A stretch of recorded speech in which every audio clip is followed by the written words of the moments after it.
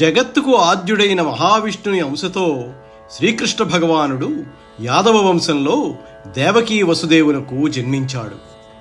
ప్రలంబుడు మొదలైన రాక్షసులను సంహరించడానికి బలరాముడు అనే పేరుతో ఆదిశేషుని అంశ బలరాముడిగా రోహిణీ వసుదేవులకు జన్మించింది. లక్ష్మీదేవి అంశతో రుక్మిణి జన్మించింది. సనత్కుమారుడి అంశతో ప్రద్యుమ్నుడు, అప్సరసల అంశలతో శ్రీకృష్ణుడి 16,000 అంతఃపుర స్త్రీలు జన్మించారు.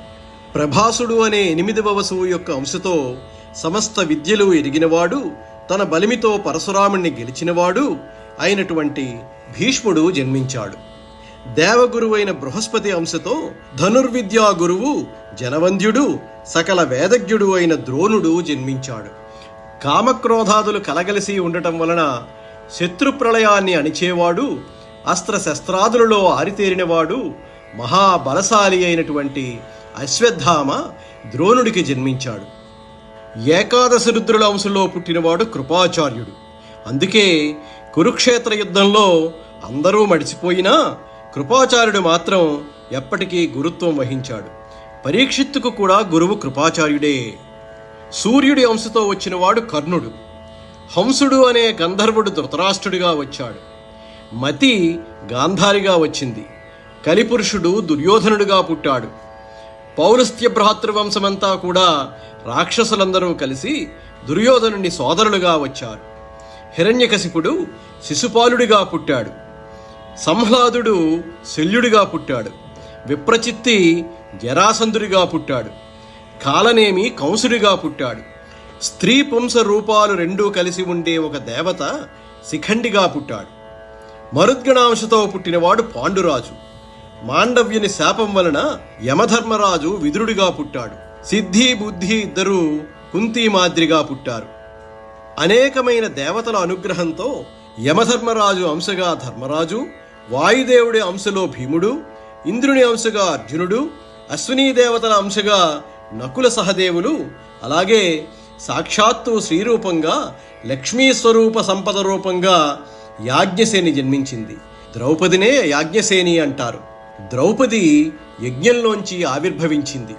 అగ్ని దృష్టద్యుమ్నుడిగా వచ్చాడు.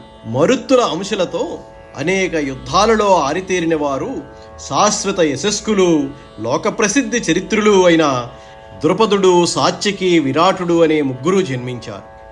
మాండవ్య మహాముని తీవ్రంగా కోపించి ఇచ్చిన శాపం వలన యమధర్మరాజు సమస్త ధర్మాల స్వభావం ఎరిగినవాడుగా విదురుడనే పేరుతో జన్మించాడు.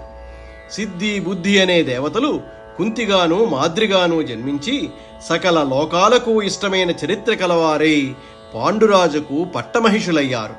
యముడి అంశతో ధర్మరాజు, వాయుదేవుడి అంశతో భీముడు, ఇంద్రుడి అంశతో అర్జునుడు, అశ్వినీ దేవతల అంశతో నకుల సహదేవులు పుట్టారు. లక్ష్మీదేవి అంశతో ద్రౌపది జన్మించింది. అగ్ని అంశతో దృష్టద్యుమ్నుడు ద్రుపద రాజవంశంలో జన్మించాడు. ఈ సురాసురాంశావతార కథనం విన్నవారికి, చదివినవారికి ఆ దేవాసురులు కోరికలను నెరవేరుస్తారు. అంశలతో అవతరించిన వారు సురాసురులు. వారిలో ఆ అంశలు స్మరింపతగ్గవి. దైవం యొక్క పరిపూర్ణ కళలో ఒక అంశ మాత్రమే భూమి మీద భౌతికాకారంతో అవతరిస్తే వారిని అంశావతారులంటారు. సురాంశ సంభూతులు దైవీ సంపదకు, అసురాంశ సంభూతులు అసురీ సంపదకు ప్రతినిధులు. శ్రీకృష్ణుడు వీరందరిలో పరిపూర్ణ అవతారుడు. అవతరించిన పరమాత్మ తత్వాన్ని అసురీ ప్రవృత్తులు దర్శించలేకపోగా ద్వేషిస్తారు, చివరకు నశిస్తారు. సురాంశ సంభూతులైన పాండవాదులు శ్రీకృష్ణుణ్ణి భజించి, సేవించి తరించారు. భారత కథను లౌకిక దృష్టితో చదివితే వచ్చేది నీతి, కావ్య దృష్టితో చదివితే కలిగేది రసానుభూతి, ఆధ్యాత్మిక దృష్టితో చదివితే పొందేది సర్వశ్రేయస్సుల విభూతి అని ఇటువంటి ఫలశ్రుతులు పఠితలకు జ్ఞాపకం చేస్తూ ఉంటాయి. ఈ విషయాలన్నీ విన్న జనమేజయుడు వైశంపాయనుడితో, సకల వేదాంగాలు అభ్యసించిన వారు యజ్ఞయాగాలలో భూరి దక్షిణలిచ్చి బ్రాహ్మణులను సంతృప్తిపరిచిన వారు, నిరంతరం అశ్వమేధయాగాలు ఆచరించి అవబృత స్నానం చేత పవిత్రమైన దేహాలు కలవారు, పుణ్యచరితులు, అరిషడ్వర్గాలను జయించిన వారు, ధర్మార్థ కామాదులను పొందినవారు, సత్వగుణ సంపన్నులు అయినటువంటి భరతుడు మొదలైన కీర్తికాంక్షులైన మహారాజులు పుట్టిన కౌరవ వంశం పాండవులైన రత్నాలకు సముద్రం వంటిది.